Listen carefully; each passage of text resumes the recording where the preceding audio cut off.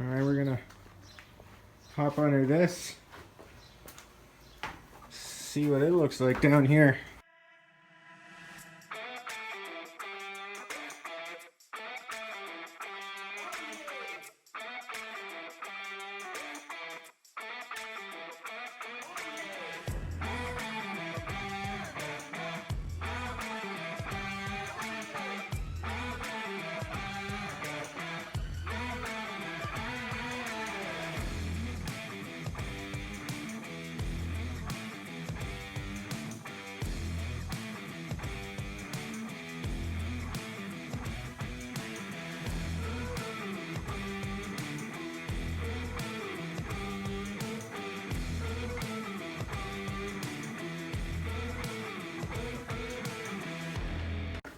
Oof. There's oil everywhere. That's good. Oh, tranny's covered too. Although, fire did say everything leaks.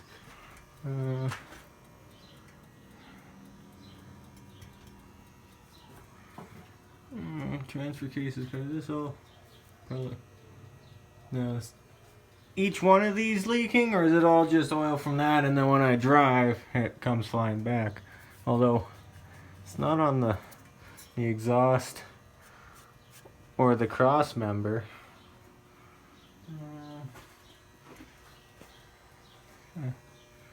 Take a look at everything here, see if there's a reason this side sits lower than that side. She is going in for an inspection next week, so I'll see what they come back with.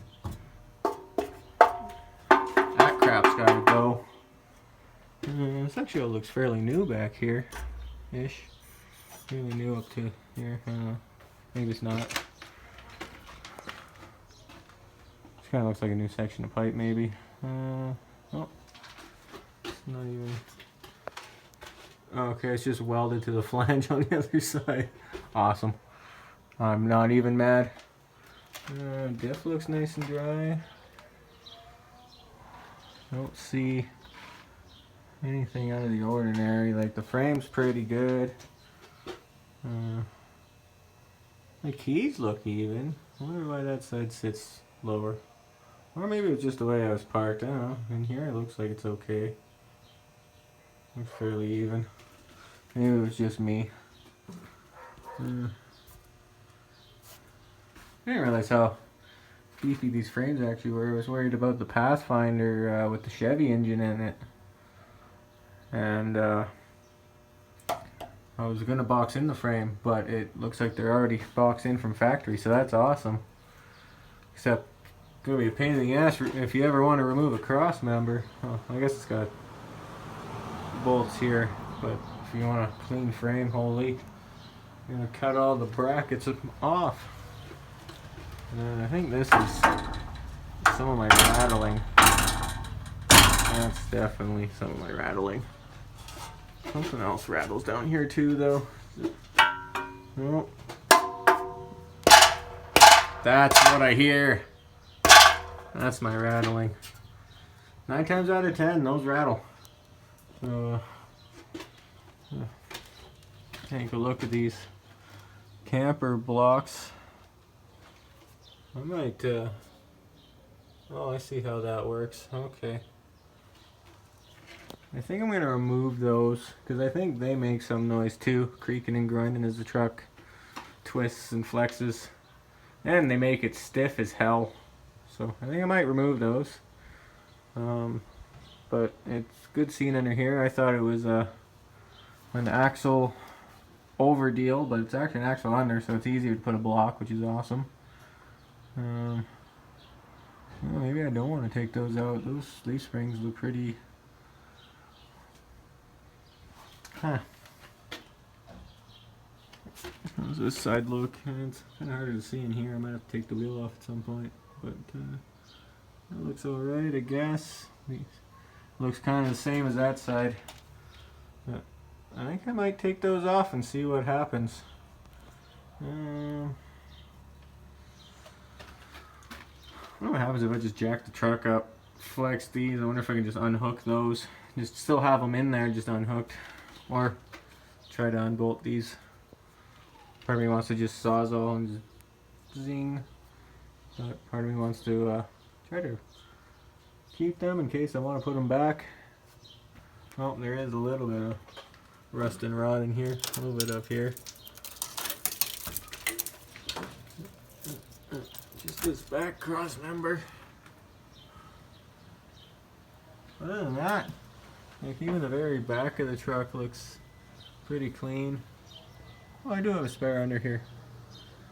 That's good to know. Probably don't have the key for it if it needs a key. I don't know how this one works compared to a Chevy.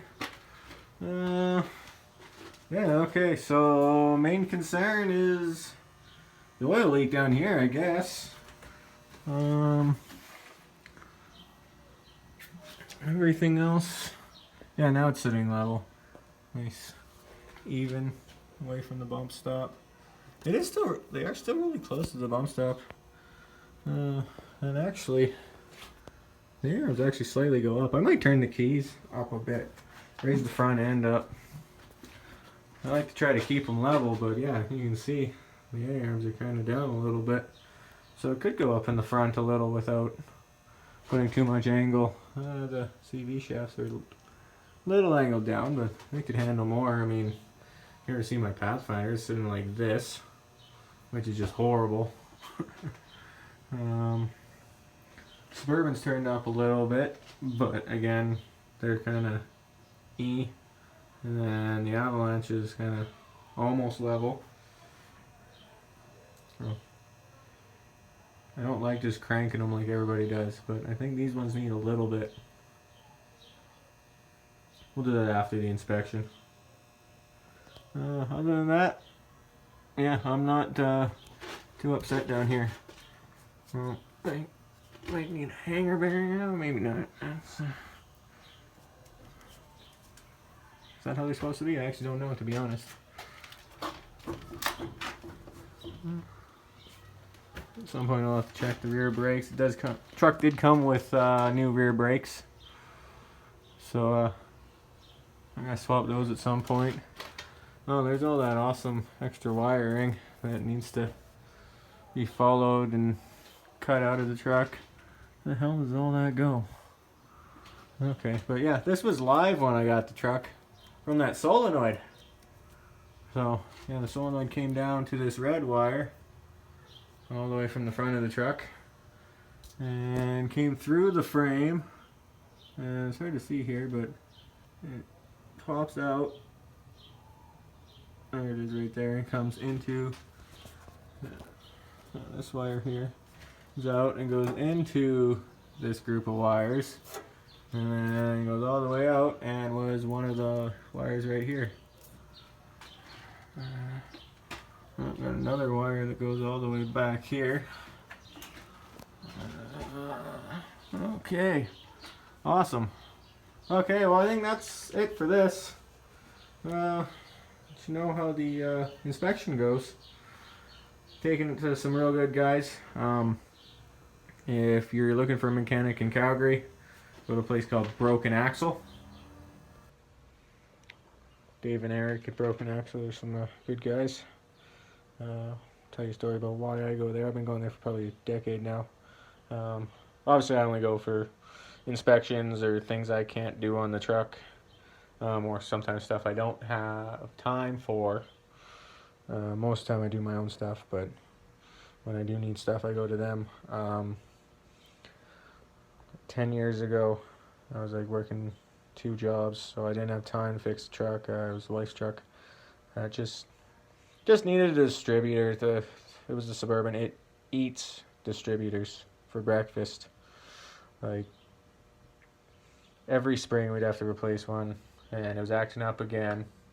Wife let me know, and I'm like, okay, neat time for a distributor. It's been a while, but I was working 2 jobs at the time. I did not have time, and so I told her I have to take it to a mechanic for this.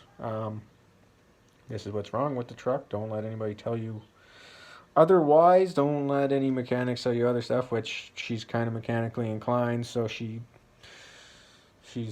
not one of those women that go in and they say, oh yeah, you need 2 transmissions, and they go, oh okay, here's $3,500 for 2 transmissions. No, if they ever told her 2 transmissions, she'd be like, nope. But yeah, anyways, she phoned around to a couple places, and yeah, they try to sell her all sorts of stuff.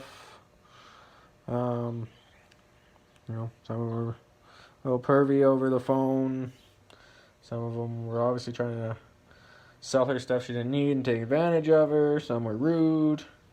And she phoned Dave and Eric, Broken X. I don't know which one she talked to, but nice. They were nice, and they said, yeah, it just sounds like a simple electrical problem, like your distributor or something. Or maybe a coil or whatever. Bring it in tomorrow. We can throw it up on a hoist. We can take a look. We can show you.